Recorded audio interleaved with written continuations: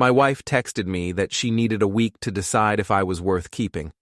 By day 2, she realized I was worth more than she could afford. The message arrived at 3:47 p.m. on a Tuesday, right as I was debugging a system crash that had half the office in panic mode. Lena's words glowed on my phone screen like a corporate termination notice. I need space to evaluate our marriage. 1 week. Don't contact me unless it's an emergency. Evaluate. Like I was some quarterly report she could file under underperforming assets. Before we dive deeper into this story, I have one small request. Please subscribe, drop a like, comment, and hit that hype button to boost this channel so more people can discover these incredible Reddit stories. I stared at those words while my coworker Martin rambled about server migrations in the background. 20 years of marriage, and she wanted to conduct a performance review. The irony wasn't lost on me. I'd spent the last decade analyzing systems for a living, optimizing efficiency, eliminating redundancies. Apparently, I'd become the redundancy. You okay there, Ethan? Martin's voice cut through my mental fog. You look like someone just told you the mainframe's been running on hope and duct tape. Something like that. I pocketed the phone and turned back to my monitor. The system error seemed trivial now compared to the malfunction happening at home. That evening, I returned to our suburban house in Willowbrook to find strategic changes. Lena had rearranged the living room, moving my chair to face away from the television. Subtle, but effective. My coffee mug, the one with world's most adequate husband that she'd given me last Christmas, sat in the dishwasher, already washed and put away. Message received. She emerged from the kitchen wearing her yoga outfit, the expensive kind that cost more than my monthly gym membership. Her blonde hair was pulled back in that effortlessly messy style that actually took 45 minutes to achieve. We need to talk, she said, not looking at me directly. I got your text. Good? She sat on the edge of the couch, maintaining distance. I've been thinking about us, about what I want from life. And what conclusion did your analysis reach? Her jaw tightened at my tone. This isn't a joke, Ethan. I'm serious about taking time to figure out if we're still compatible. Compatible. Another corporate buzzword. I wondered if she'd been reading business magazines again, picking up terminology from her marketing manager position at the wellness center. What prompted this sudden audit? I kept my voice level, professional. Years of dealing with panicked clients had taught me the value of staying calm when others wanted chaos. You know what prompted it. Her fingers twisted her wedding ring, a nervous habit I'd noticed increasing over the past few months. We've become roommates. We don't talk anymore, don't share interests. You come home, eat dinner, work on your laptop, and go to bed. That's called having a routine.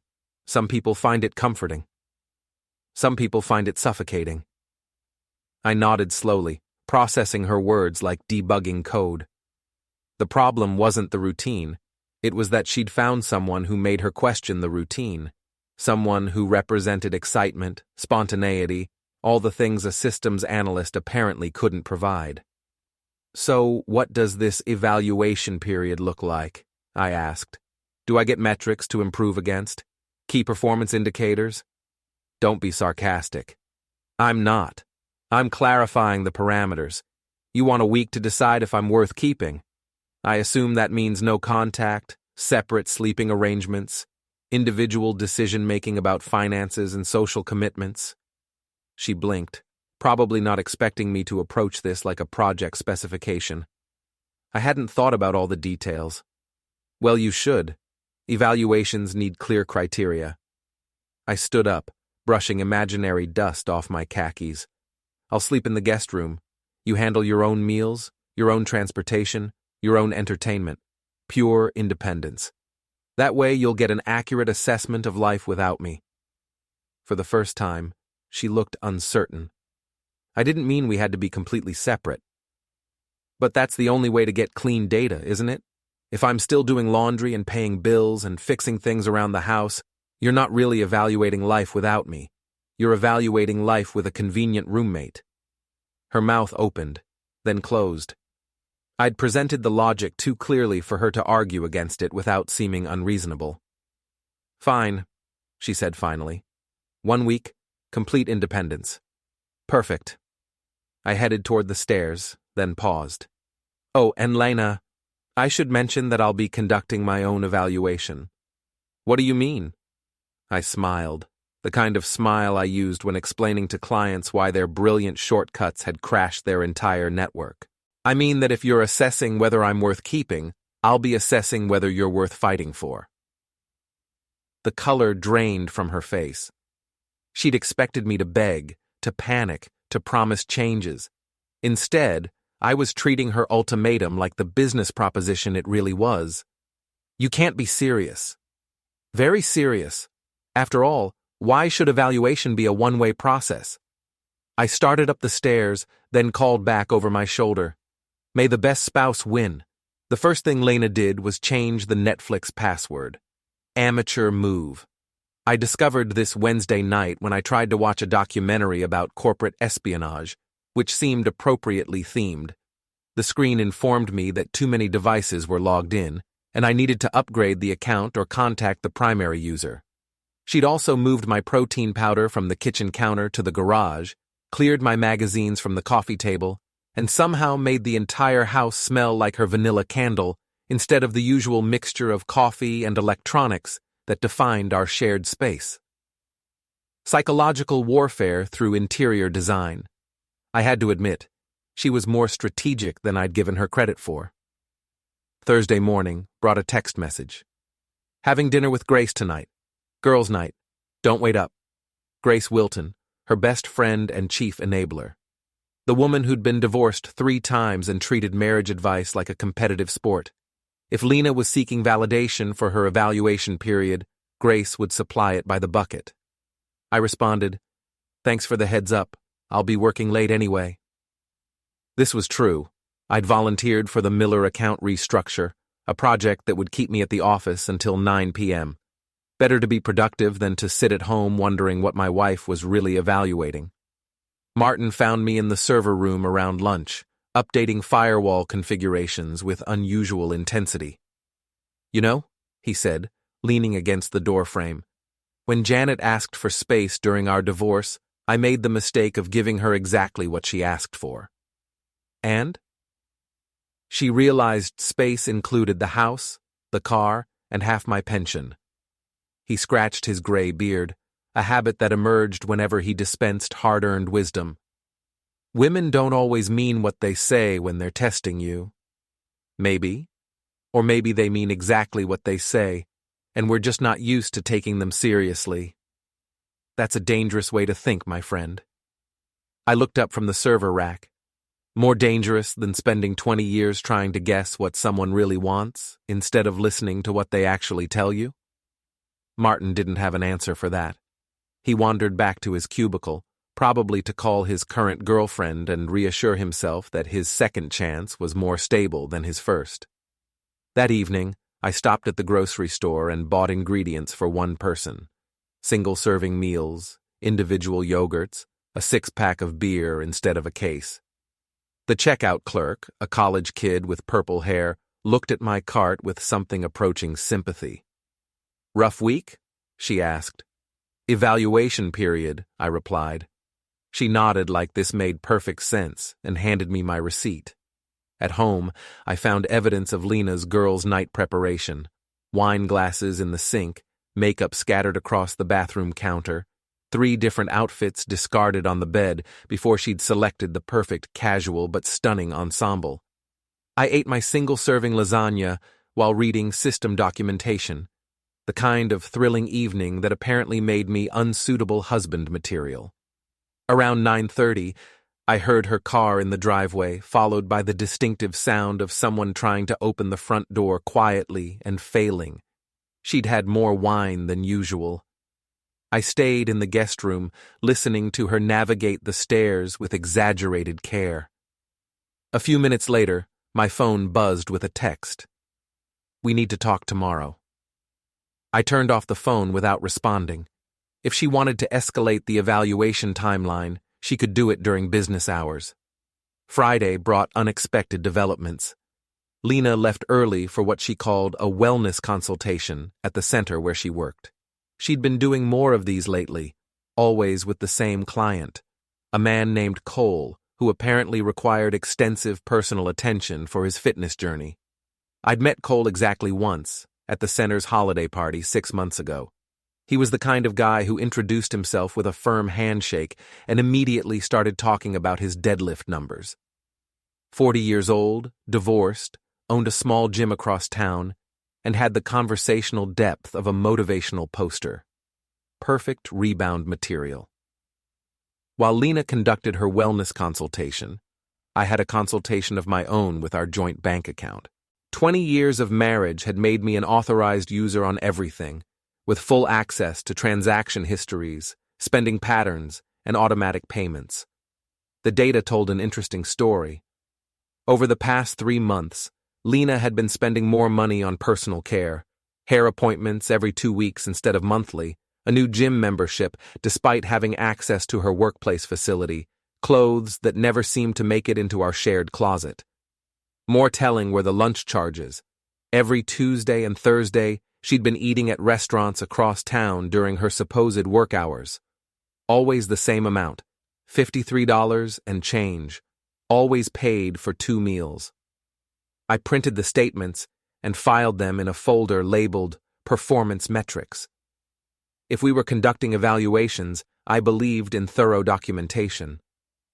That afternoon, Martin stopped by my desk with coffee and unsolicited advice. "You're taking this whole thing pretty calmly," he said. "Most guys would be losing their minds by now." "Most guys don't work in crisis management for a living.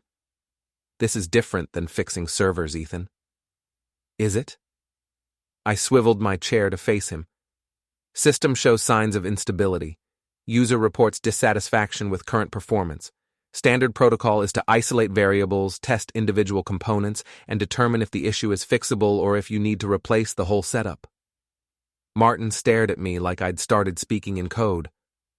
"That's the most analytical way I've ever heard someone describe a marriage falling apart." "Who says it's falling apart? Maybe it's just being optimized." He left, shaking his head, probably to call his girlfriend and warn her about the dangers of marrying engineers. At 5 p.m., I received another text from Lena. "Going out for drinks with colleagues, won't be home until late." This time I responded, "Understood, I'll be working on personal projects." My personal project was research. If Lena was conducting market analysis on potential alternatives to our marriage, I needed to understand the competition. Saturday morning brought the first crack in Lena's evaluation facade. She appeared in the kitchen at 9 a.m. wearing running clothes that had never seen actual exercise, pouring coffee with the careful precision of someone nursing a significant hangover. "Good morning," she said, not making eye contact. "Morning." I continued reading the newspaper, a habit she'd always found antiquated, but which suddenly seemed charmingly traditional. "How was your evening?" "Productive." "How were drinks with colleagues?" She hesitated, clearly trying to remember which story she'd committed to. "Fine. Just unwinding after a stressful week." "I'm sure." I turned the page to the business section, where a headline about corporate accountability caught my attention. "Any interesting performance reviews?" Her coffee mug clinked against the counter. "What's that supposed to mean?" "Nothing specific, just making conversation about work evaluations." She studied my face for signs of hidden meaning, but I'd perfected my tech support expression years ago. Helpful, patient, and completely unreadable. "I'm going for a run," she announced. "Great. Exercise is important for maintaining optimal performance." After she left, I conducted my own kind of exercise. I walked through the house, noting changes she'd made during the week. My books had been relocated from the living room to the guest bedroom. Photos of us had been turned face down on the mantel, not removed entirely but made invisible. The coffee table now held only her magazines, fitness publications and lifestyle blogs about finding your authentic self. She was curating the environment, testing how the space felt without visible reminders of our partnership. Market research for potential buyers. My phone rang. Martin's name appeared on the screen. "Please tell me you're not sitting at home analyzing your wife like she's a malfunctioning printer," he said without preamble. "I'm analyzing the entire system. She's just one component." Jesus, Ethan, this is why Janet left me the first time. Well, one of the reasons. You can't troubleshoot a relationship. Why not? Relationships have inputs, outputs, feedback loops, and failure points. If you can't troubleshoot them, you can't fix them. And if they can't be fixed, then you document the failure modes and implement better solutions next time. Silence on the line. Then, "You're scaring me, buddy." "I'm not scary, I'm thorough." After hanging up, I opened my laptop and created a spreadsheet. Column A, observable behaviors. Column B, timeline. Column C, probable motivations. Column D, strategic implications. The data painted a clear picture. Lena wasn't evaluating our marriage. She was preparing for its termination. The evaluation period was her way of easing into separation without looking like the bad guy. She wanted me to either fight desperately for her attention, proving I was needy, or give up entirely, proving I didn't care. Either way, she'd have justification for whatever decision she'd already made. It was actually elegant from a strategic perspective. Around noon, she returned from her run, looking suspiciously like someone who'd spent more time at a coffee shop than on a jogging trail. Her hair was perfect, her makeup refreshed, and she carried a takeout cup from Brennan's Cafe, the place where she'd been having those $53 lunches. "Good run?" I asked. "Very refreshing." She headed toward the stairs, then paused. "Actually, I wanted to ask you something." "Go ahead." "Are you handling this whole situation okay? You seem different." Different. Not devastated. Not desperate. Not any of the reactions she'd been expecting. I was responding to her test by changing the parameters entirely. "I'm handling it fine. Why do you ask?" "I don't know. I guess I thought you'd be more upset." "Would you prefer me to be upset?" "No, it's just..." She struggled to articulate what was bothering her. "You're being very calm about everything." "I've always been calm. That's one of my most consistent performance characteristics." She flinched at the business terminology. "This isn't a job performance review, Ethan."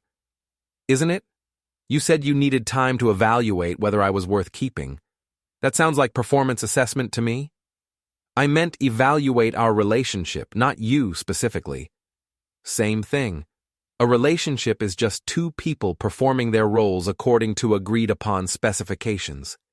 If the relationship isn't working, either the specifications are wrong or one of the performers isn't meeting standards." Her face went pale.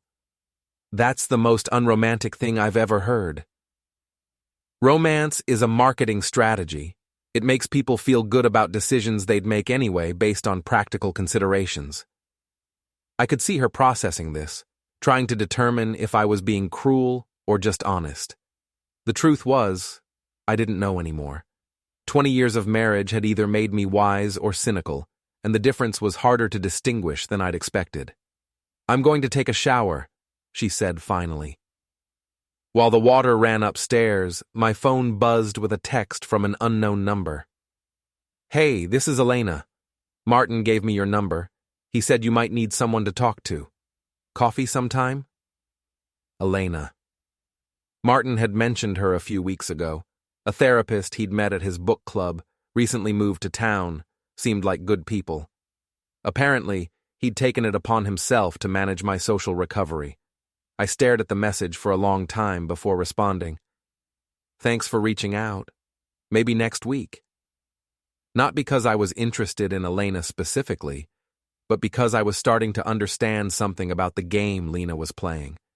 She wanted to evaluate me in isolation, to see how I handled life without her support system. But evaluation worked both ways. If she could explore alternatives, so could I. The shower stopped running. A few minutes later, Lena appeared in the living room wearing the kind of casual outfit that actually required significant planning. Jeans that fit perfectly, a sweater that highlighted all the right features, jewelry that seemed effortless but coordinated. "I'm meeting Grace for lunch," she said. "Of course you are. What's that supposed to mean?" "Nothing. Grace is your sounding board. It makes sense that you'd want her input during an evaluation period." Lena's eyes narrowed. "She's my friend. She's also been divorced 3 times. Her advice tends to lean toward a very specific outcome. Maybe her advice is good. Maybe, or maybe misery loves company." She grabbed her purse and headed for the door, then turned back. "For what it's worth, I really am trying to figure out what's best for both of us. I know you are. That's why I'm not worried." "Not worried? If you're truly evaluating what's best for both of us, the data will speak for itself, and I'm very good with data." After she left, I opened my laptop and typed a response to Elena's text. "Coffee sounds good. How about Tuesday afternoon?" Time to expand my own research parameters. Tuesday's coffee meeting with Elena took place at a small cafe downtown, far enough from Lena's usual territory to avoid accidental encounters. I'd chosen the location carefully, public enough to be appropriate, private enough for honest conversation. Elena arrived precisely on time, which I appreciated. She was smaller than I'd expected from Martin's description, with dark hair and the kind of direct gaze that suggested she was used to reading people professionally. "So," she said after we'd ordered, "Martin tells me you're going through a difficult time." Martin has a tendency to dramatize. "I'm going through an evaluation period." That's an interesting way to frame it. It's an accurate way. My wife has decided to assess whether our marriage meets her current needs. I'm conducting a parallel assessment. "And how's your assessment going?" "I'm still gathering data." Elena leaned back in her chair, studying me with obvious professional interest. "You know, in my line of work, I see a lot of people who use analytical language to avoid dealing with emotional reality. And I see a lot of people who use emotional language to avoid dealing with analytical reality." "Fair point." She sipped her coffee, considering this. "What kind of data are you gathering?" I found myself explaining the bank statements, the behavioral changes, the strategic rearrangement of our living space. Elena listened without judgment, occasionally asking clarifying questions that revealed she was actually paying attention rather than just waiting for her turn to offer advice. "So, you think she's already made her decision?" she asked finally. "I think she's trying to create conditions that will force me to make the decision for her. That way she can be the victim instead of the villain." "And are you going to give her what she wants?" "I'm going to give her exactly what she asked for." Elena's eyebrows rose. "Which is?" "An honest evaluation." We talked for another hour about systems theory, relationship dynamics, and the psychological patterns that emerged when people stopped communicating directly. Elena had insights that Martin's divorced guy wisdom couldn't provide, perspectives from someone who'd spent years helping people untangle their emotional complexities. "Can I ask you something?" she said as we prepared to leave. "Go ahead." "Do you actually want to save your marriage, or do you just want to win the evaluation?" It was a good question. I'd been so focused on the strategic aspects that I hadn't examined my underlying motivations. "I want the best outcome for both parties," I said finally. "That's not what I asked." She was right. But it was the only answer I had. That evening, Lena greeted me with unusual enthusiasm. She'd cooked dinner, actually cooked, not reheated something from a container, and set the table with our good plates. "This is nice," I said, sitting down to pasta with homemade sauce. "I thought we should try having a normal evening together. See how it feels." Interesting phrasing. She was A/B testing our interactions, comparing the isolation phase with renewed engagement to measure which produced better results. "How does it feel so far?" I asked. "Good. Different, but good." She seemed more relaxed than she'd been all week. I've been thinking about what you said, about evaluation being a two-way process. And? Maybe I've been approaching this wrong. Maybe instead of focusing on what's not working, I should focus on what could work. I nodded, chewing slowly while I processed this development. It sounded like she was shifting strategies, moving from separation tactics to reconciliation tactics. The question was whether this represented genuine change or just another phase of the test. What would that look like? I asked. I don't know yet. Maybe we could try dating again, remembering why we got married in the first place. We got married because you were 22 and I was 25, and we thought we knew what we wanted from life. She flinched. That's not very romantic. Romance is a marketing strategy, remember? God, you're impossible sometimes. But she said it with a smile instead of frustration. We finished dinner with something approaching normal conversation. Work stories, neighborhood gossip, shared observations about the evening news. It felt like muscle memory, going through the motions of being married without the emotional investment that used to make those motions meaningful. Around 9 p.m., my phone buzzed with a text. I glanced at it casually, then felt my blood pressure spike. Everything okay? Lena asked. Work emergency. Give me a minute. I stepped outside to read the message properly. It was from Cole, the gym owner who'd been having those $53 lunches with my wife. Tell Lena her husband seems like a smart guy. She's lucky to have someone so understanding about her need for space. I stared at the text, parsing its implications. Cole knew about the evaluation period. He knew I was being understanding about Lena's need for space, which meant he knew exactly what that space was being used for. More interesting was the fact that he'd somehow gotten my phone number. I went back inside to find Lena clearing the dishes with unnecessary enthusiasm. Everything sorted out? She asked. Getting there. I held up my phone. Funny thing, though. I got a text from someone named Cole. Says he knows you. The plate in her hand slipped, crashing against the edge of the sink. She didn't look at me. Cole? Guy who owns a gym across town. Ring any bells? Oh, right. He's a client at the center. I've been helping him develop a wellness plan. Must be pretty intensive. He seems to know quite a bit about our personal situation. I might have mentioned that we were working through some things. Sometimes clients open up about their own relationships, and it helps to share that everyone goes through difficult periods. Plausible, professional, completely rehearsed. Makes sense, I said, though it's interesting that he has my phone number. Maybe he got it from the center's emergency contact list. Also plausible, also completely fabricated. I helped her finish the dishes in comfortable silence, both of us pretending the conversation had been perfectly normal.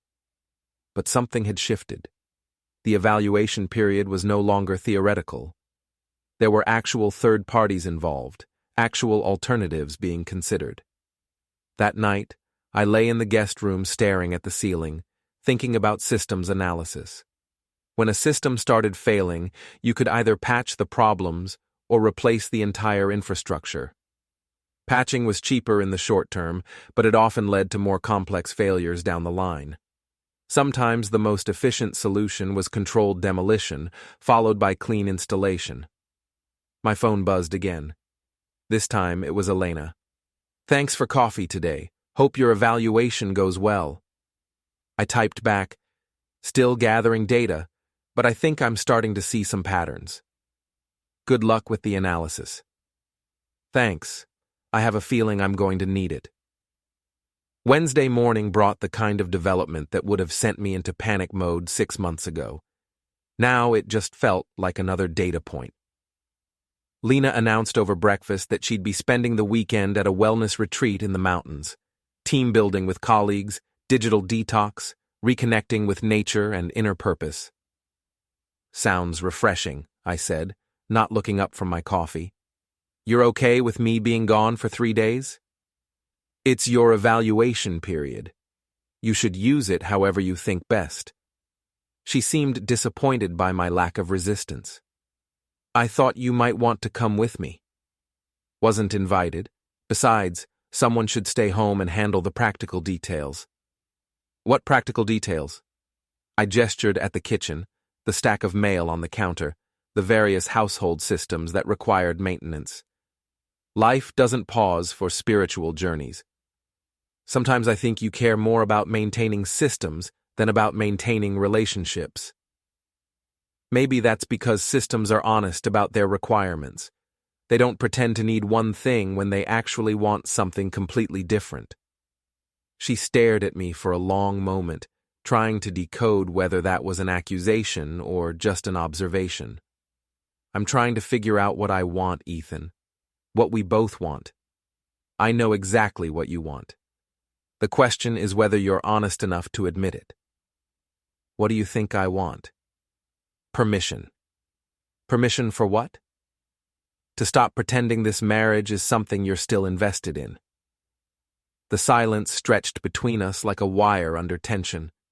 Finally, she picked up her car keys and headed for the door. I'll be back Sunday evening, she said. Have a meaningful retreat. After she left, I called in sick to work and spent the day conducting thorough research. Not the kind that involved hacking or surveillance, just good old-fashioned investigation using publicly available information. Cole Renard, owner of Iron Summit Gym. Divorced 2 years ago. No kids. Lives in a rented townhouse 15 minutes from Lena's work. Active on social media, posting workout videos and motivational quotes with the frequency of someone building a personal brand.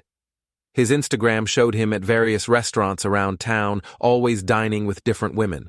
A player, not looking for anything serious. Perfect for someone who wanted excitement without commitment. More interesting were the tagged locations.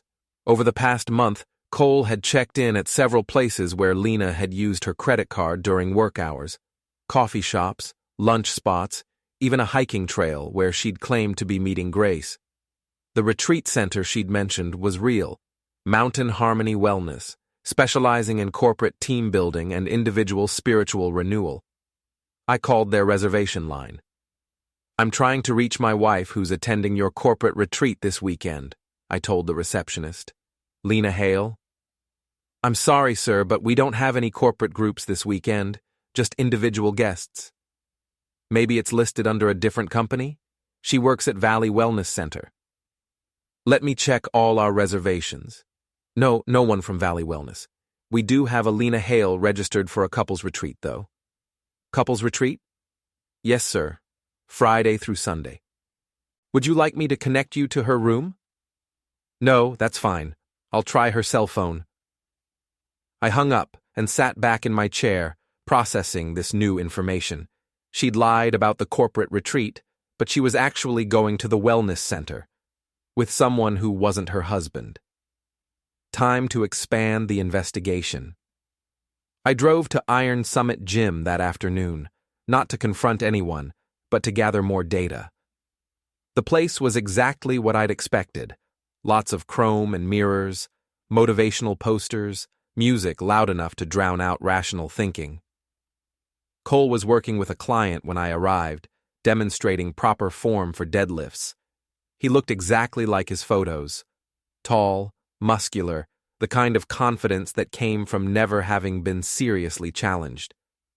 I approached the front desk. I'm thinking about joining, I told the young woman working there. Could I get some information about membership options? Absolutely. Let me get Cole to talk with you. He's the owner, and he loves meeting potential new members. A few minutes later, Cole appeared beside me with the kind of smile that probably worked on most people. Looking to get back in shape? He asked, extending a hand. Something like that? I shook his hand, noting the firm grip that lasted just slightly too long. Ethan Hale. His expression didn't change, but something shifted behind his eyes. Hale. That's an interesting coincidence. How so? I know someone with that last name. Small world. Very small. I smiled back at him, maintaining eye contact. My wife Lena mentioned she'd been working with someone from a gym, developing a wellness plan. Right. Great woman. Very dedicated to her fitness goals. She is that. Very dedicated to goals in general. We stood there for a moment, both recognizing the subtext, but neither willing to make it explicit. He was measuring me, trying to determine if I knew about their relationship and how I might react to it. So, he said finally, what kind of fitness goals are you working toward? Optimization. I'm interested in maximizing efficiency, eliminating unnecessary elements, and building sustainable long-term performance. That's very analytical. I work in systems. Everything's analytical when you break it down to core components. He showed me around the gym, explaining equipment and programs with professional enthusiasm. But I could see him processing our conversation, probably wondering how much I knew and whether I represented a threat to whatever arrangement he had with Lena. When we returned to the front desk, he handed me a membership packet. Take some time to think it over, he said, and tell Lena I said hello. Oh, I will. I'm sure she'll be interested to hear that we met. I left feeling satisfied with the data collection. Cole now knew that I knew, but he wasn't sure what I planned to do with that information. More importantly, he'd have to tell Lena about our encounter, which would force her to accelerate her timeline. That evening, my phone rang. Lena's name appeared on the screen. Hi, she said, her voice carefully controlled. How was your day? Productive. Did some research, gathered some information. How's the retreat going? Good. Very relaxing.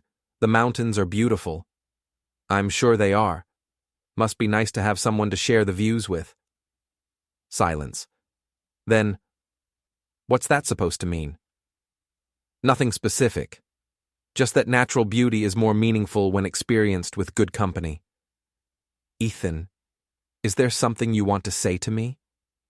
Just that I hope you're getting everything you need from the experience. I am. Good. That's the point of evaluation periods, right? To gather all the data you need to make informed decisions. Another pause. Are you okay? I'm fine. Better than fine, actually. I've been doing some evaluation of my own this week.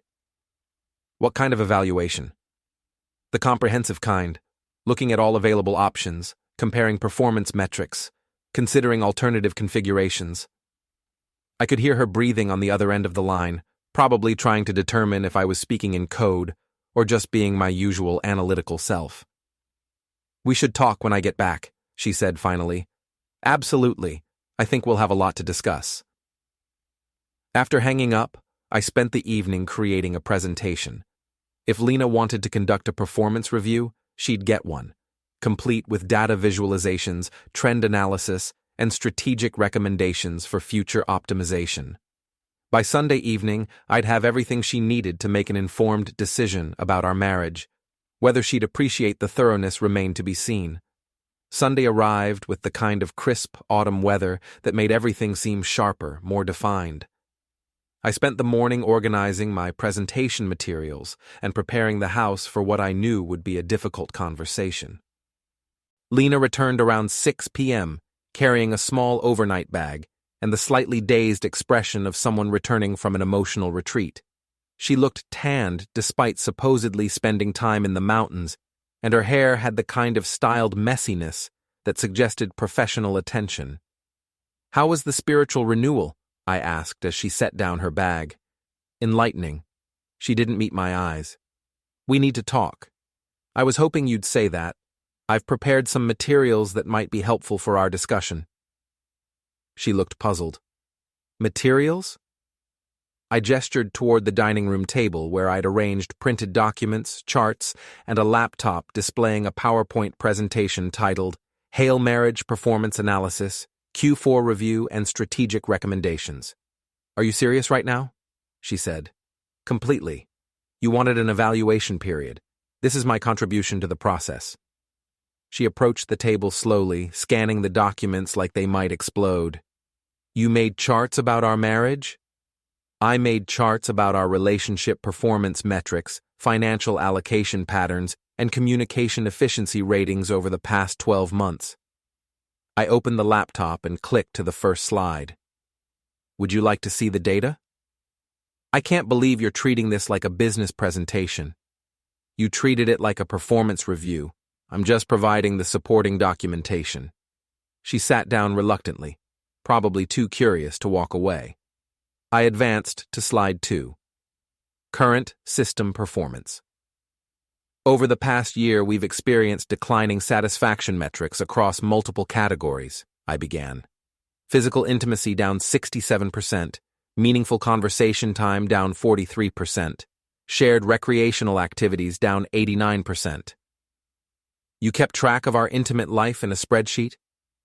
I kept track of relationship investment indicators. Physical intimacy was just one data point. I clicked to the next slide. Resource allocation analysis.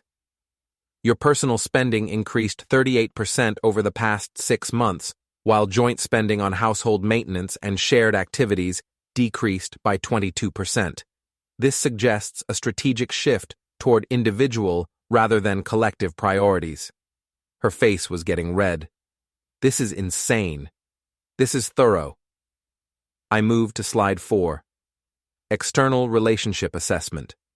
Communication patterns show increasing engagement with outside parties, particularly one Cole Renard, gym owner, and apparent alternative relationship candidate.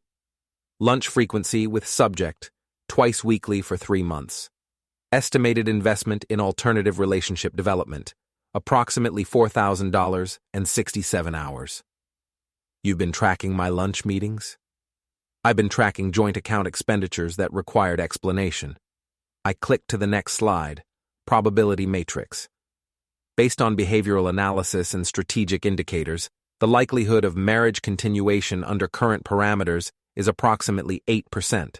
The likelihood of marriage continuation under modified parameters is approximately 12%. The likelihood of optimal outcomes for both parties through strategic separation is approximately 73%. She stared at the screen, speechless. I continued to the final slide. Recommendations. Given the data, I recommend implementing option C, controlled separation with asset protection protocols, allowing both parties to pursue optimal individual outcomes while minimizing negative impact on shared resources and social networks. I closed the laptop and turned to face her. Any questions about the analysis? For a long moment, she just sat there, processing what had happened. Then she started laughing, not amused laughter, but the kind that emerged when someone's reality had been completely reorganized. You're incredible, she said finally. I ask for space to figure out our marriage, and you respond by turning our entire relationship into a consulting project. You asked for evaluation. I provided evaluation. I asked for emotional space. I wanted time to think about what I was feeling, what we both were feeling. And what conclusion did your analysis reach? She stood up abruptly, pacing toward the window. I realized that I've been feeling trapped, like we'd become strangers living in the same house. I thought maybe if we had some distance, we could figure out how to reconnect. And did you figure that out? I figured out that I've been lying to myself about what I really wanted. Which is? She turned to face me, her expression a mixture of frustration and something that might have been relief. I want out, Ethan. I want out of this marriage, out of this house, out of this life where everything is analyzed and optimized and reduced to performance metrics. Okay. Okay? She looked surprised by my lack of reaction. The data supported that conclusion. I'm not shocked by the results. Don't you care that I'm ending our marriage? I care that we're finally being honest about what this has become. 20 years of trying to make something work that stopped working a long time ago. She sat back down, looking deflated. So, you're just going to let me go? I'm going to respect your decision and work with you to implement it as cleanly as possible. What about fighting for us? What about trying to save what we have? I gestured at the presentation materials. What we have is two people who want different things pretending they want the same thing. You want passion and excitement, and someone who makes you feel like you're 25 again. I want stability and partnership, and someone who appreciates systematic approaches to problem solving. Neither of us is wrong, but we're incompatible. So that's it? 20 years and we just quit? We optimize. We acknowledge that the current configuration isn't working and implement a better solution. She was quiet for a long time, staring at the charts spread across the table. Finally, she looked up at me with something approaching admiration. You knew, didn't you? About Cole, about the retreat, all of it. I suspected. The data confirmed it. And you're not angry? I'm impressed by your strategic thinking. The evaluation period was elegant. It gave you space to explore alternatives while maintaining plausible deniability about the ultimate outcome. I didn't plan it that way. Didn't you? She considered this. Maybe I did. Subconsciously. Either way, it worked. You got the clarity you needed, and I got the information I needed to make rational decisions about the future. What happens now? I handed her a folder from the table. Asset division proposal, custody arrangements for shared possessions, timeline for transition, and contact protocols for ongoing interaction. I've tried to optimize for minimal conflict and maximum individual autonomy. She opened the folder and scanned the first page. You've already worked out all the divorce details? I've prepared a framework. Obviously, you'll want to review everything with your own legal counsel. When did you have time to do all this? I work efficiently when properly motivated. She laughed again, but this time it sounded genuine. You really are incredible. Most guys would be screaming at me right now. Screaming doesn't solve problems. It just creates noise that interferes with clear thinking. Cole said you seemed unusually calm when you met him. You two discussed our conversation? He was worried that you might be the type to cause trouble. And what did you tell him? That you were the type to solve problems instead of creating them. I nodded, satisfied with the assessment. Will you be moving in with Cole? I don't know yet. Maybe. We're still figuring things out. Take your time, but you should know that his Instagram suggests he's not particularly committed to long-term relationship stability. Her eyebrows rose. You researched his social media? I researched everything. Due diligence is important when making major life decisions. And what did your research conclude about Cole? He's an excellent transitional relationship candidate. Exciting, attentive, good at making people feel special. But his pattern suggests he gets bored after 6 to 9 months. Maybe I don't need long-term stability right now. Maybe you don't. But you should know what you're getting into. She stood up again, this time moving toward the stairs. I need to pack some things. Take whatever you need. I'll be sleeping in the guest room until you decide on permanent arrangements. Ethan? Yes? Thank you for making this easier than it had to be. You're welcome. And Lena? Yes? Good luck with your optimization process. 3 weeks later, I sat in Elena's office, her actual office this time, not a coffee shop, describing the efficiency of my newly streamlined life. So you're happy, she said, but it sounded more like a question than a statement. I'm optimized. My resource allocation is more efficient. My decision-making process is simplified, and I've eliminated several sources of systematic inefficiency. That's not what I asked. She had a talent for redirecting conversations back to questions I didn't want to answer. It was probably what made her good at her job. Define happiness, I said. The emotional state that emerges when your actual life aligns with your preferred life. Then yes, I'm happy. And what does your preferred life look like? I considered this. Predictable systems, clear performance metrics, minimal interpersonal complexity. That sounds lonely. It sounds peaceful. She made a note on her pad, something she did when I said things that revealed more than I'd intended. Have you heard from Lena? She texted yesterday. Cole's suggestion that they move in together has been postponed indefinitely. How do you feel about that? Vindicated. My research predicted relationship instability within 9 months. We're at week 3. Ethan. Yes? How do you feel about it? Elena had a way of asking the same question repeatedly until I actually addressed it instead of analyzing around it. Another professional skill that was both useful and annoying. I feel like someone who bet on the right outcome and won. And if Lena wanted to try again? The system has been optimized for single-user operation.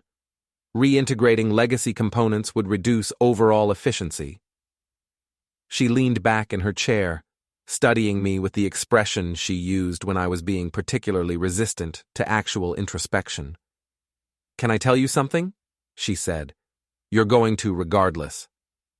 You're one of the smartest people I know, and also one of the most emotionally avoidant. I'm emotionally efficient. You're emotionally protective. There's a difference. Explain.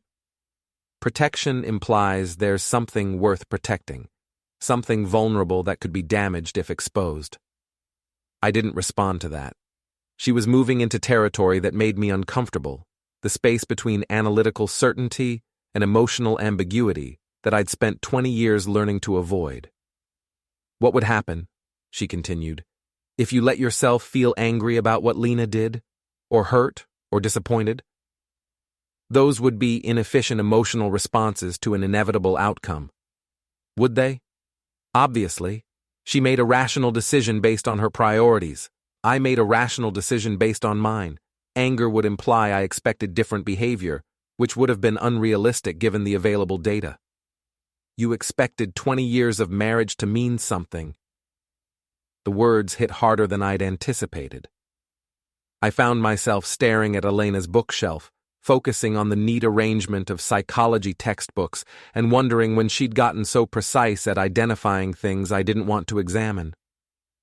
20 years meant exactly what it was, I said finally.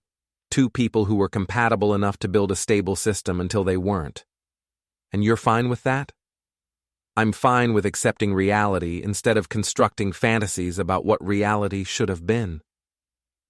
She was quiet for a moment, probably deciding whether to push harder or let me retreat back to safer analytical ground. You know, she said, most people would call what Lena did a betrayal.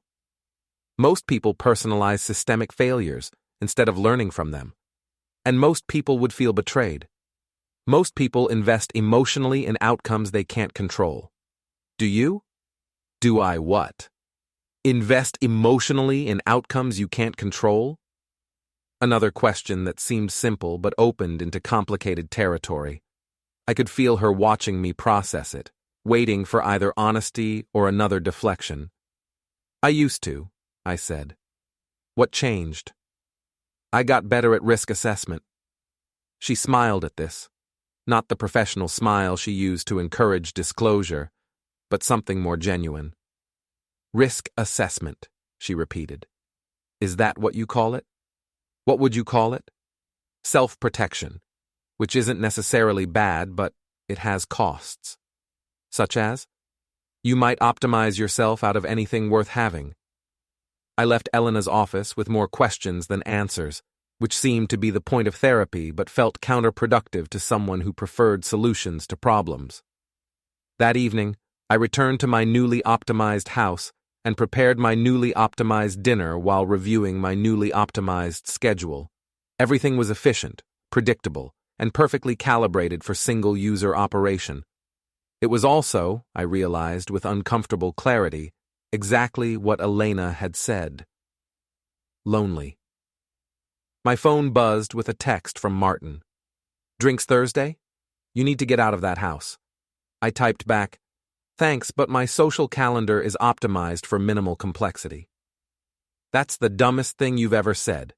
7 p.m. at Murphy's, I'm buying. I don't need social interaction therapy. Good thing it's not therapy, it's beer. I stared at the exchange, recognizing the pattern Elena had identified.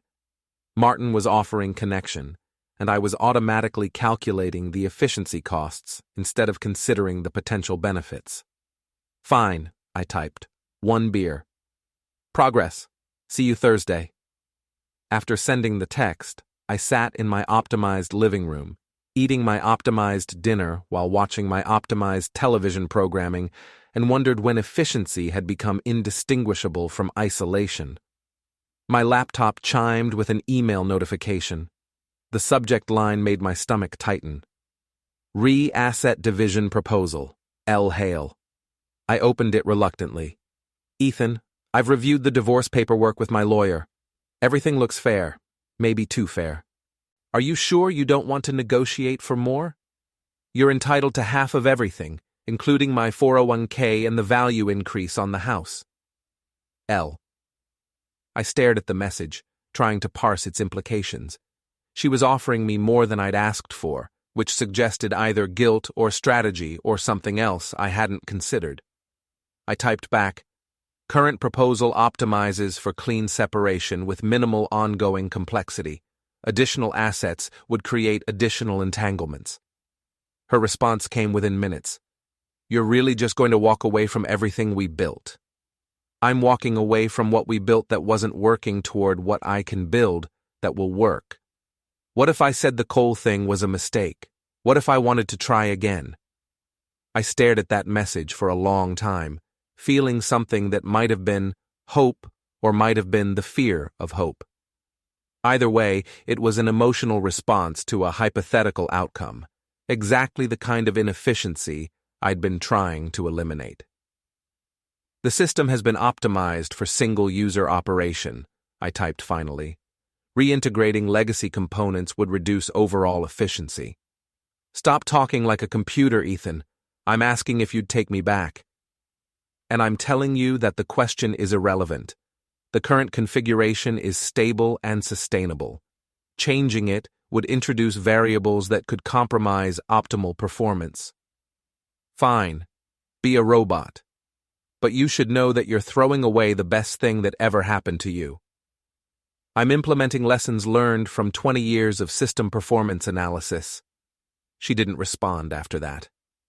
I closed the laptop and returned to my optimized evening routine, trying to ignore the part of my brain that kept replaying her question about taking her back. Because the truth was, I didn't know the answer. And for someone who'd built his life around predictable systems and clear performance metrics, not knowing felt like the most dangerous inefficiency of all. Thursday evening at Murphy's, Martin ordered 2 beers and studied me with the expression he usually reserved for malfunctioning servers. "You look terrible," he said. "I look optimized." "You look like someone who hasn't slept in weeks and has forgotten how to smile." He wasn't wrong. The efficiency of my new life had come with unexpected side effects: insomnia, loss of appetite, and a persistent feeling that I'd solved the wrong problem entirely. "Lena asked if I'd take her back," I said without preamble. Martin nearly choked on his beer. "And?" "I told her the system had been optimized for single-user operation." Jesus Christ, Ethan, what's wrong with you? What's wrong with me is 20 years of trying to make someone happy who fundamentally didn't want to be happy with me. But she's asking for another chance. She's asking for familiar comfort after discovering that exciting alternatives aren't sustainable long-term. Martin shook his head. "You know what your problem is? I'm sure you're going to tell me. You think you can analyze your way out of having feelings. I think I can make rational decisions instead of emotional ones. And how's that working out for you?" I gestured at my beer, my neat appearance, my obvious psychological stability. "Efficiently. You're miserable. I'm adjusting to new parameters. You're hiding." That word hit differently than I'd expected. Hiding implied retreat from something threatening, which suggested there was something worth retreating from. "Explain," I said. "You've convinced yourself that Lena cheating was inevitable, that your marriage was systematically doomed, that analyzing everything to death makes you smart instead of scared." "Scared of what?" "Scared of caring about something you can't control, scared of investing in something that might fail, scared of being human instead of being a computer. I drank my beer and considered this. Martin's divorced guy wisdom was usually suspect, but occasionally he achieved moments of uncomfortable insight. Even if that were true, I said finally, what would you suggest I do differently? Fight for what you want instead of optimizing for what you think you can't lose. What if what I want isn't sustainable? What if it is? We sat in silence for a few minutes, watching other people have conversations that seemed easier than ours. Finally, Martin signaled for another round. Can I ask you something? He said. Go ahead. Do you actually want Lena back, or do you just want to be right about her not being worth wanting back? It was a question Elena would have been proud of, direct, uncomfortable, and impossible to deflect with analytical frameworks. I don't know, I admitted. Well, that's the first honest thing you've said all week. My phone buzzed with a text from Elena. How was your evening with Martin? I showed the message to Martin, who raised his eyebrows. Elena's the therapist? Yes. And you're texting with her outside of appointments? She checks in occasionally, professional follow-up. Uh-huh. Martin's expression suggested he saw patterns I was missing. What's she like? Smart, direct, good at asking questions I don't want to answer. Attractive? That's not relevant. Everything's relevant when you're rebuilding your life after divorce. I typed back to Elena. Educational. Martin thinks I'm emotionally avoidant. Her response came quickly. Martin's not wrong. What do you think? I think emotional avoidance is an adaptive strategy for managing unpredictable systems. And I think you're proving his point. Martin watched this exchange with growing amusement. She's calling you out in real time. She's providing professional feedback. She's flirting with you, and you're responding like she's a help desk ticket. I looked at my phone again, trying to read Elena's messages for subtext I might have missed.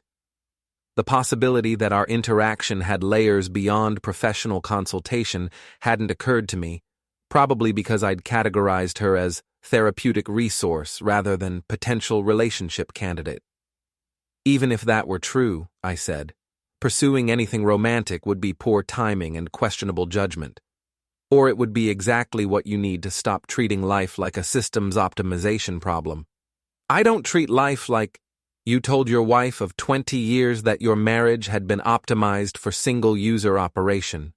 That was accurate technical language.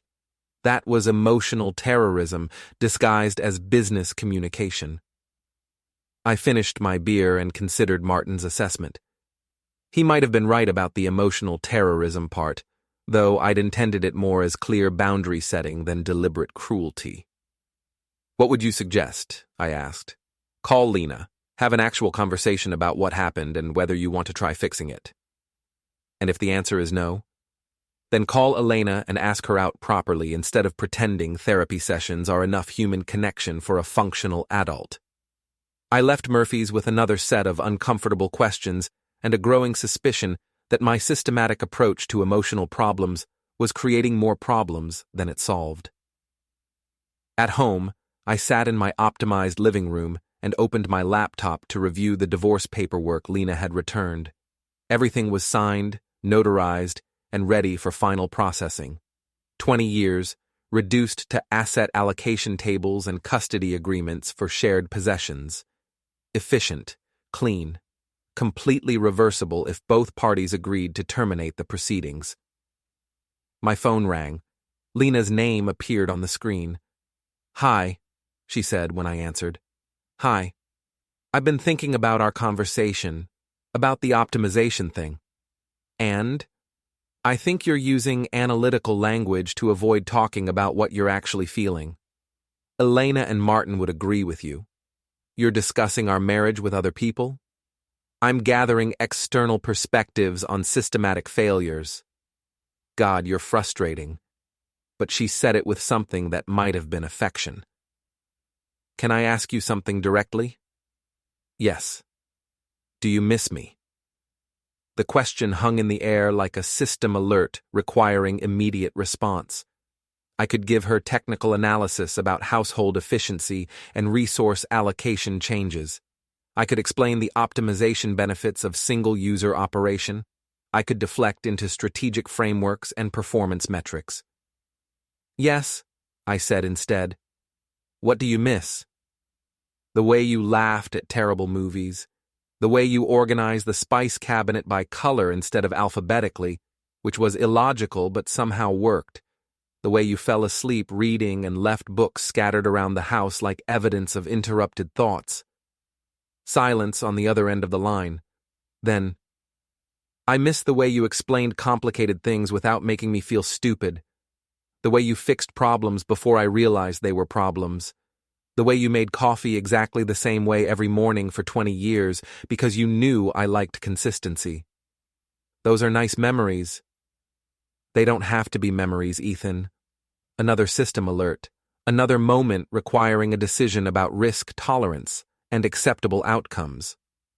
The data suggests that rekindling terminated relationships has a high probability of reproducing original failure conditions, I said. The data doesn't know everything. It knows that you spent 3 months developing an alternative relationship while asking me to be more emotionally available. It knows that trust, once compromised, requires systematic rebuilding that most people aren't willing to invest in. What if I'm willing to invest in it? What if you think you are now but realize you aren't 6 months from now, when the novelty of reconciliation wears off and we're back to managing the same fundamental incompatibilities that created problems in the first place? What if we're different now? What if we've learned something? What if we haven't? She was quiet for a long time. Finally, you really think it's that hopeless? I think it's statistically unlikely to produce sustainable positive outcomes for either party. But not impossible? Not impossible. Just inadvisable. I'm willing to take that risk. I'm not. The words came out automatically, before I'd consciously decided what my answer would be. But as soon as I said them, I knew they were true. Whatever Elena and Martin thought about emotional avoidance, whatever feelings I had about missing Lena's laugh and her illogical spice cabinet, the fundamental calculus hadn't changed. I'd spent 20 years optimizing a relationship that was never going to produce the outcomes either of us actually wanted. Doing it again with better intentions wouldn't change the underlying system architecture. Okay, Lena said quietly. I understand. I'm sorry. Me too. After she hung up, I sat alone with my laptop and the finalized divorce papers, feeling something that might have been relief or might have been the emptiness that came after solving a problem that had defined your life for 2 decades. Either way, the system was stable, optimized, ready for whatever came next. The next morning brought an email that changed everything.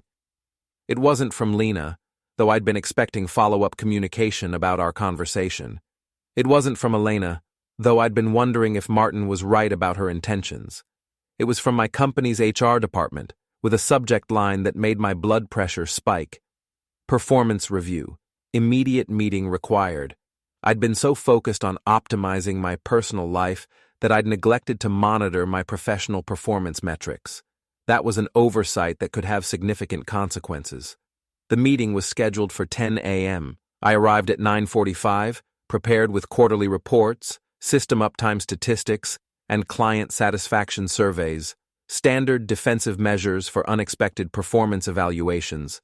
Patricia Williams, the HR director, sat across from me with a folder thick enough to suggest comprehensive documentation. Never a good sign. Ethan, she began, we need to discuss some concerns about your recent work performance. What kind of concerns? She opened the folder and extracted several printed emails. Over the past month, you've been responding to client communications with what several people have described as unusually cold language. She handed me the first email. It was a response I'd sent to a client complaining about system downtime. Your concern has been logged and prioritized according to service-level agreements. Expected resolution time frame is within contractual parameters. No additional action required from your end. This is accurate technical communication, I said. This is what you wrote to Janet Morrison when her entire accounting system went down for 6 hours, Patricia replied. She's been a client for 8 years. She expected a little more warmth.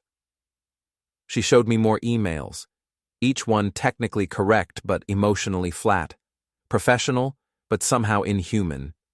I'd been applying my optimization framework to client relations, eliminating what I considered inefficient emotional labor. There's also the matter of your recent absences, Patricia continued. You've called in sick twice this month, which is unusual for you, and several colleagues have noted that you seem distant. I've been dealing with personal issues. I understand that, and normally we'd work with you to accommodate temporary challenges, but we're concerned about the pattern we're seeing. She pulled out another document. Your technical performance remains excellent. Your problem-solving skills are as sharp as ever, but relationships with clients and colleagues have deteriorated significantly. I stared at the papers, recognizing the same systematic approach I'd used to analyze my marriage. The difference was that this time, I was the underperforming component being evaluated for optimization. What are you recommending? I asked. Mandatory counseling through our employee assistance program, immediate improvement in client communication practices, and a formal performance improvement plan with monthly check-ins. And if I don't improve? Then we'll need to explore other options. I left the meeting feeling something I hadn't experienced in 20 years of employment: job insecurity. My systematic approach to emotional efficiency was creating systemic failures across multiple areas of my life. That afternoon, I sat in Lena's office for an emergency session, explaining the morning's developments with the same analytical detachment I'd been using for everything else. So, your coping mechanism is causing problems at work too, she observed. My optimization strategy requires refinement. Your avoidance strategy is breaking down. Same thing. No, it's not. She leaned forward in her chair. Optimization implies improvement. Avoidance implies retreat. What you've been doing is retreating from emotional engagement because it feels unsafe, but retreat has consequences. Such as isolation, professional problems, the inability to form meaningful connections with anyone, including people who might actually be good for you. You mean Lena? She smiled. I mean me. The directness of her statement caught me off guard. I'd been so focused on analyzing whether Martin was right about her intentions that I'd missed the fact that she was telling me directly. You're my therapist, I said. I'm a person who happens to be a therapist. There's a difference. Professional boundaries are important, but so is recognizing when professional relationships might evolve into something else, under appropriate circumstances. I stared at her, trying to process this development through my analytical framework and failing completely. She was introducing variables I hadn't accounted for, possibilities I hadn't considered. What are you suggesting? I asked. I'm suggesting that when your therapy concludes, which it will eventually, you might consider asking me to dinner, not as your therapist, but as someone who's gotten to know you and likes what she sees underneath all the defensive analysis. And until then? Until then, we work on helping you understand the difference between being smart and being scared. That evening, I returned to my optimized house and did something I hadn't done in weeks. I cooked a real meal. Not a single-serving microwave dinner, but actual food that required preparation, attention, and time. While the pasta cooked, I called Martin. I think I'm screwing up everything, I said when he answered. Well, that's progress.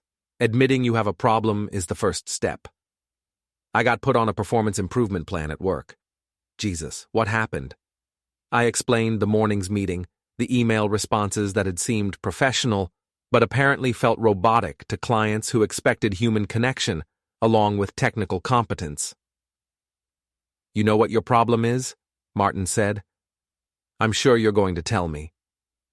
You've been treating everyone in your life like they're malfunctioning systems instead of people with feelings. People are fundamentally systems with feelings. But the feelings are the most important part. The system stuff is just infrastructure. I thought about this while stirring the pasta. So, what would you recommend?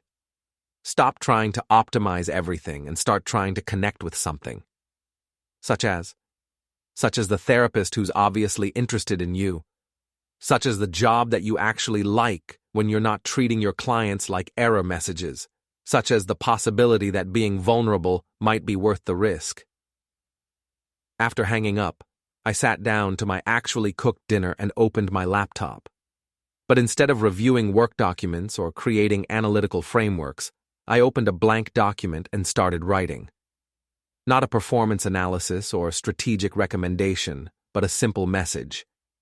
Elena, thank you for being direct about your interest. I'm not sure I know how to navigate the transition from therapy to whatever comes next, but I'd like to figure it out. When my formal therapy concludes, I'd very much like to ask you to dinner. In the meantime, I'm working on the difference between being smart and being scared. Ethan. I sent it before I could analyze it to deletion. Her response came within minutes. I'm glad you're willing to take the risk, and for what it's worth, I think you're much braver than you give yourself credit for. I stared at that message for a long time, feeling something I hadn't experienced in months. Hopeful uncertainty. Not the analytical certainty I'd been craving, but the possibility that some things were worth not knowing in advance. My phone buzzed with a text from Lena. I heard about work. Are you okay? I stared at her message, wondering how she'd learned about my performance review. Probably through Grace, whose husband worked in our IT department. The professional network in our town was surprisingly interconnected. I'm fine, I typed back. Just adjusting to new operational parameters. You don't have to do this alone, you know. Do what alone? Fall apart in perfectly organized increments. I stared at her text, recognizing the accuracy of her observation. That was exactly what I'd been doing, maintaining the appearance of systematic control while everything gradually decomposed. I'm not falling apart, I typed. I'm optimizing. Ethan, optimization is supposed to make things better. She was right, of course, but admitting that felt like acknowledging that my entire approach to life management might be fundamentally flawed. I have to go, I typed instead. Okay, but call me if you need to talk. Not as your ex-wife, but as someone who spent 20 years learning how you think. I turned off my phone and finished my dinner in silence, contemplating the possibility that my systematic approach to emotional problems was the problem itself. The next 2 weeks passed in a blur of recalibration. I followed through on my performance improvement plan, forcing myself to write client emails that acknowledged their frustration before providing technical solutions. I attended the mandatory counseling sessions, where a cheerful HR-approved therapist named Dr. Peterson tried to teach me about emotional intelligence in the workplace. But the real work happened in Elena's office, where I slowly began to understand the difference between analytical thinking and analytical hiding. Tell me about the client email you sent yesterday, she said during our Thursday session. Which one? The one where you actually helped someone instead of just solving their problem. I knew which one she meant. A small business owner whose website had crashed during a crucial sales period. Instead of my usual efficiency-optimized response, I'd written, I understand how stressful this must be when your business depends on the site being functional. Here's what happened. Here's what we're doing to fix it, and here's how we're going to prevent it from happening again. It took longer to write, I admitted, but it worked better. She sent a thank you email, said she appreciated feeling heard. And how did that feel? Inefficient. Elena smiled. Try again. It felt good. Like I'd actually helped someone instead of just completed a task. That's the difference between optimizing systems and optimizing relationships. Explain. Systems want efficiency. People want connection. Sometimes those goals align, but when they conflict, you have to choose. And if I choose connection, then you risk being hurt, disappointed, or rejected. And if I choose efficiency, then you risk being alone. After leaving Elena's office, I drove to Murphy's, where Martin was already waiting with 2 beers and an expectant expression. "So?" he said as I sat down. "So what?" "Elena, therapy, the great emotional awakening of Ethan Hale.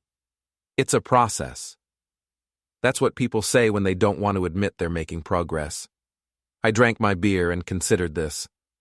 I think I'm starting to understand why my marriage failed. Oh?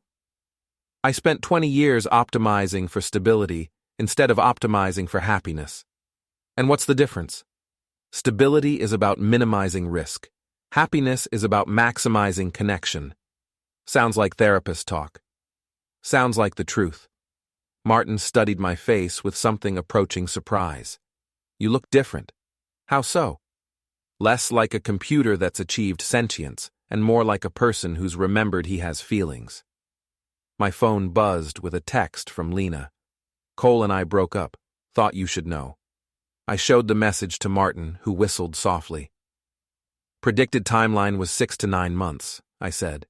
Actual timeline was 5 weeks. Are you going to say, 'I told you so'?" "I'm going to ask if she's okay." I typed back, "I'm sorry to hear that. Are you okay?" Her response came quickly. "I'm processing. Could we talk sometime? Not about getting back together, just talk." I stared at the message, feeling the familiar urge to analyze her motivations and strategic implications. But Elena's voice echoed in my head. People want connection, not efficiency. "Sure," I typed. "When works for you?" "Tomorrow evening? I could cook dinner." "That would be nice." After sending the message, I looked up to find Martin grinning at me. "What?" I asked. "You just agreed to have dinner with your ex-wife without creating a risk assessment matrix." "Maybe I'm learning." "Maybe you are." Friday evening, I arrived at our former shared house, now Lena's house, carrying a bottle of wine and a strange mixture of nervousness and curiosity. I hadn't been back since the night she'd asked about reconciliation. She met me at the door wearing jeans and a sweater, looking more relaxed than I'd seen her in months. No perfect hair, no strategic makeup, just Lena. "Hi," she said. "Hi. This is weird, isn't it?" "Very weird." She laughed, and for a moment it felt like muscle memory, the easy familiarity of 20 years together. The house looked different, warmer somehow, with more color and less systematic organization. She'd rearranged the furniture again, creating conversation areas instead of the efficient pathways I'd always preferred. "I like what you've done with the place," I said. "I like what you've done with yourself." "Meaning? You seem, I don't know, more human." Over dinner, her famous lasagna, which I'd missed more than I'd admitted, we talked about her relationship with Cole, my performance issues at work, and the strange process of rebuilding individual lives after 20 years of shared existence. "Want to know something funny?" she said as we cleared the dishes. "What?" I realized that what I wanted wasn't Cole specifically. I wanted to feel like someone was paying attention to me. I paid attention to you. You paid attention to optimizing our household efficiency. There's a difference. I considered this. You're right. I was solving the wrong problem. What was the right problem? How to make you feel valued instead of managed. She stopped scraping plates and looked at me. That might be the most emotionally intelligent thing you've ever said. Elena would be proud. Elena, my therapist, who I'm planning to ask out when my therapy concludes. Lena raised an eyebrows. Planning? Hoping. Assuming I don't sabotage it with systematic analysis. What's she like? Smart, patient, good at seeing through my analytical defenses. Sounds perfect for you. Maybe, or maybe I'm just projecting therapeutic transference onto someone who's professionally obligated to listen to me. Lena laughed. There's the Ethan I know, analyzing his way out of hope. I'm working on that. We moved to the living room, where she'd arranged the furniture to encourage actual conversation. I sat on the couch where we'd spent thousands of evenings together, but everything felt different now. "Can I ask you something?" she said. "Sure. Do you think we ever had a chance?" I thought about this carefully. I think we had a chance to build something different than what we built. Whether it would have been better, I don't know. What would have been different? I would have focused more on what made you happy and less on what made things efficient. And I would have been more direct about what I needed instead of expecting you to figure it out. Think it would have worked? Maybe. Or maybe we needed to fail in order to learn what we actually wanted. And what do you want now? She was quiet for a long time. I want to figure out who I am when I'm not defined by being married or being someone's girlfriend. I want to travel, maybe change careers, take some risks that aren't about relationships. That sounds healthy. What about you? I want to learn how to connect with people without trying to optimize them. Starting with Elena? Starting with myself.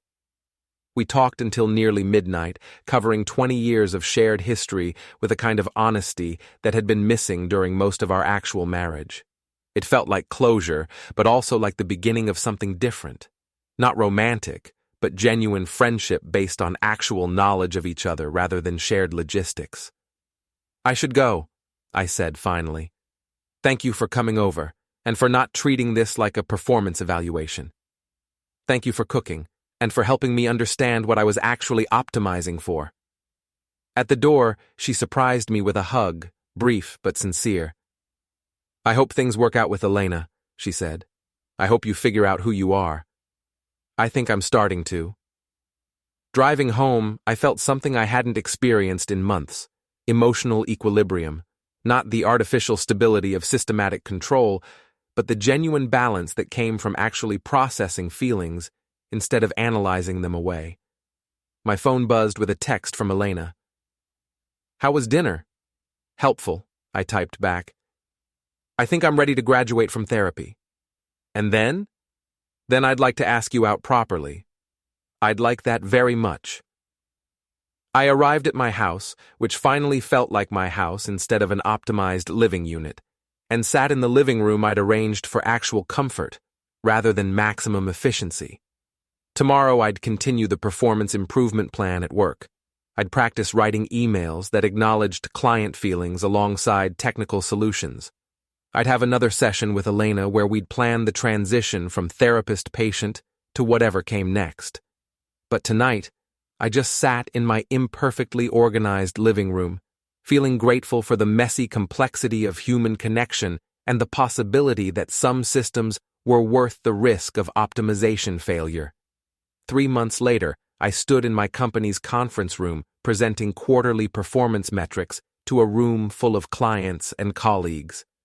But this time, the charts told a different story. "Client satisfaction scores are up 23%, I said, advancing to the next slide. "Response time metrics remain within optimal parameters, but more importantly, client retention has improved significantly due to enhanced communication protocols." Translation: I'd learned to treat people like people instead of user errors. After the presentation, my manager Janet approached with something approaching a smile. "Great work, Ethan. Whatever changes you've made are working." "Thank you. I've been optimizing for different metrics, such as long-term relationship sustainability rather than short-term efficiency gains."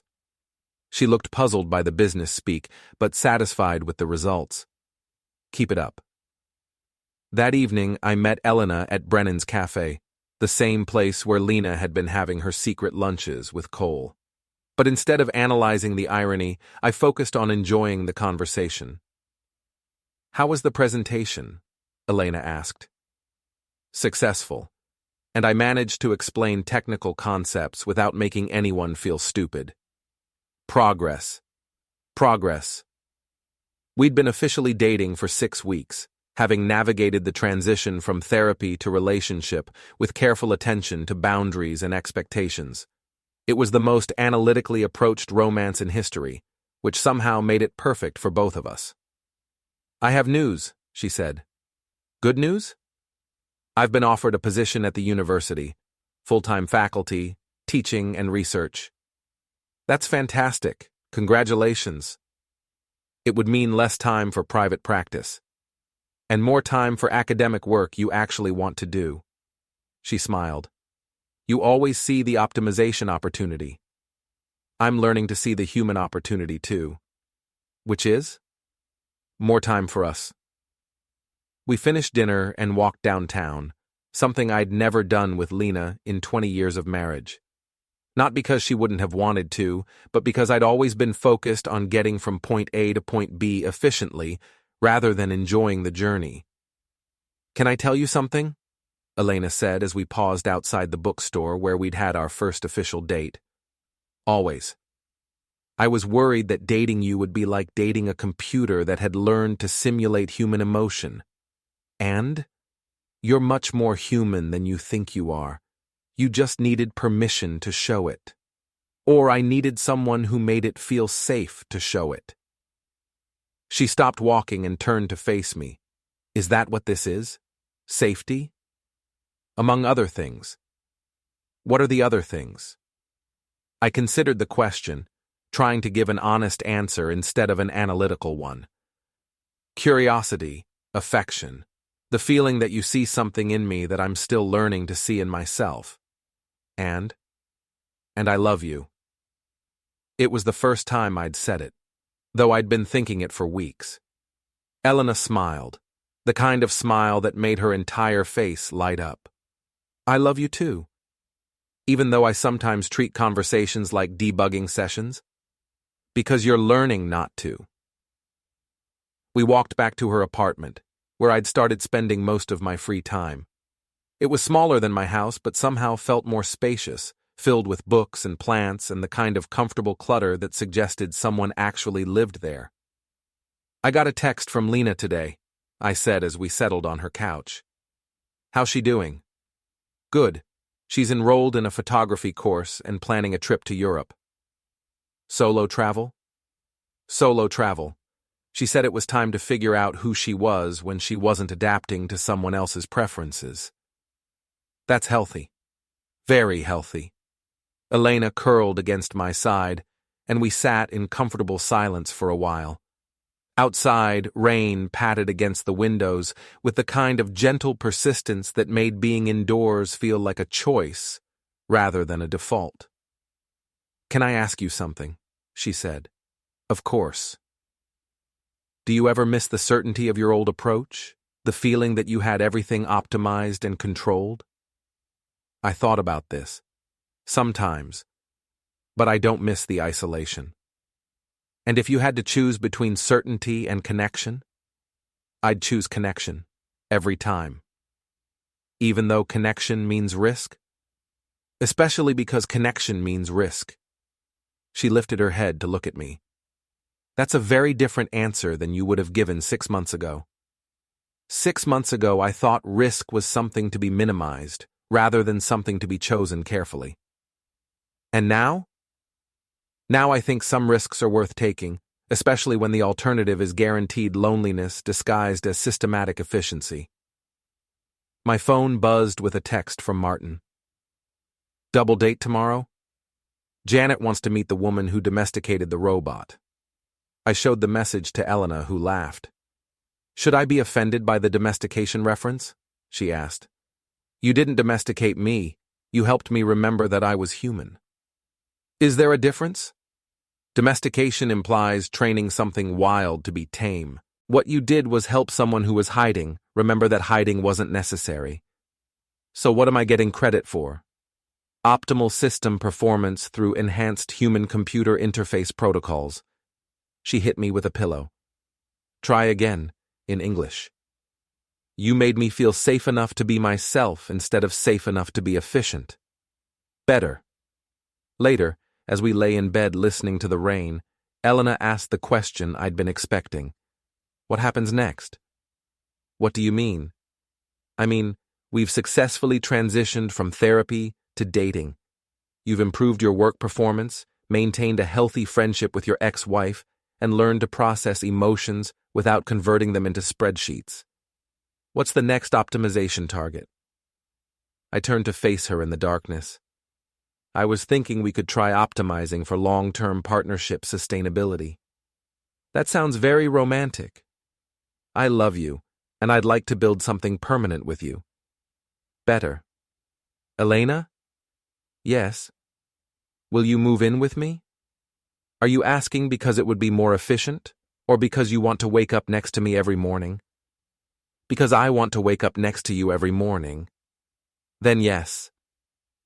6 months later, we sat in our living room. Elena had moved into my house, but we'd reorganized it together to optimize for comfort rather than efficiency, reading on a Saturday morning. She graded papers while I worked on a client proposal, and occasionally, one of us would read an interesting passage aloud to the other. It was exactly the kind of quiet domestic routine that I'd had with Lena, but it felt completely different. Instead of parallel processing, we were genuinely sharing space and attention. Ethan, Elena said without looking up from her stack of papers. Yes? I'm happy. Good, me too. Even though our relationship isn't systematically optimized? Especially because our relationship isn't systematically optimized. She looked up at me with the smile that had convinced me to risk emotional vulnerability in the first place. You know what this means? She said. What? You've learned the difference between being smart and being wise. Explain. Being smart is knowing how to optimize systems. Being wise is knowing which systems are worth optimizing and which are worth leaving beautifully imperfect. I closed my laptop and moved to sit beside her on the couch. And which is this? This is worth leaving beautifully imperfect. Outside, the neighborhood continued its Saturday routine. Neighbors working in gardens, kids riding bicycles, couples walking dogs. Normal life proceeding without systematic optimization or performance metrics. Elena? Yes? Thank you. For what? For helping me understand that some problems don't need solving. Such as? The problem of loving someone unpredictably. She leaned against me, and we sat watching the unoptimized chaos of human life through our window. My phone stayed silent. No urgent texts from Lena, no performance alerts from work, no systematic emergencies requiring immediate analytical intervention. Just the quiet satisfaction of a life that worked not because it was perfectly efficient, but because it was perfectly human. For the first time in 20 years, all systems were functioning exactly as they should be.